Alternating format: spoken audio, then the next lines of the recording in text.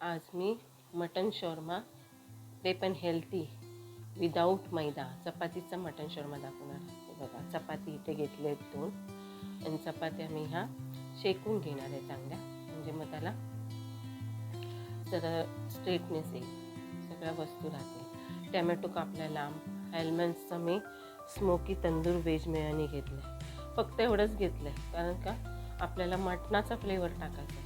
मटण घेतलं आहे, त्याचे सगळे बोन्स काढले. इथे कांदा लांब लांब चिरला आहे, त्याच्यात मी मसाला, आपला घरगुती मसाला टाकला आहे आणि मीठ टाकलेलं आहे आणि इथे तवा ठेवला आहे गरम करायला आणि त्याच्यावरती मी ह्या चपात्या गरम करणार.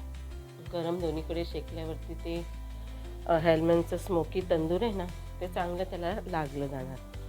हे असं दोन्ही आलटून पालटून दोन्ही चपात्या मी हे केलं. त्याच्या आधी ना गाईज, मला लाईक करा आणि माझ्या व्हिडिओला जास्तीत जास्त शेअर करा आणि चॅनलला माझ्या सबस्क्राईब करा, हे राहून जातं. आता बघा, इथे मी हे स्मोकी तंदूर आहे ना, चमचानी सगळीकडे लावून घेणार, सगळीकडे असं पसरवून घेणार आहे, म्हणजे त्याचं फ्लेवर सगळीकडे यायला पाहिजे. हां, आणि मटणाची जी ग्रेव्ही आहे ती मी बाजूला ठेवली आहे, ती आणि मटणाचे सगळं बोन्स काढून फक्त विदाऊट बोन्स असं मटण ठेवलं आहे. हे जे मटणाची ग्रेव्ही आहे ती मी अशी सॉससारखी तिथे लावणार. हे बघा, लावलं, बघू शकतो तुम्ही. आणि हे ना खूप मुलांना आवडतं खायला. भाजी अशी खाणार नसते, कंटाळतात. हे बघा, असं मटणचे पीस बोनलेस हे त्याच्यावरती मी ठेवणार. छान, एकदम आवडीने खातात मुलं चपात्या दुपारच्या. म्हणजे सकाळी केलेल्या, पण ते दुपारी जात नाही ना भाजी म्हणून, असं केलं की जातं. आणि हा कांदा वरती शॉर्माला कसं असतो असं कांद्याचं सॅलड आणि टॅमॅटो पण ठेवले लांब लांब कापलेला.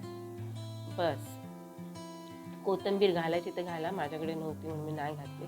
आणि असा रोल करायचा आणि तव्यावरती थोडं बटर स्प्रेड करून या चपात्या असं गोल करून शॉर्मासारखा रोल करून ठेवायचा, क्रिस्पी होईपर्यंत ठेवायचा.